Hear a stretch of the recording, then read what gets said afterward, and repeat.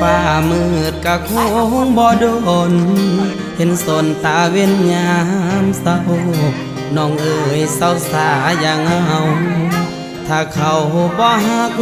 อย่าฝืนปิดสากอกน้ำตาที่มันหัวออกบุญมือ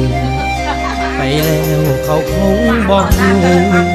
อย่าฝืนให้เสียเวลาอย่าห้ามน้องท้อ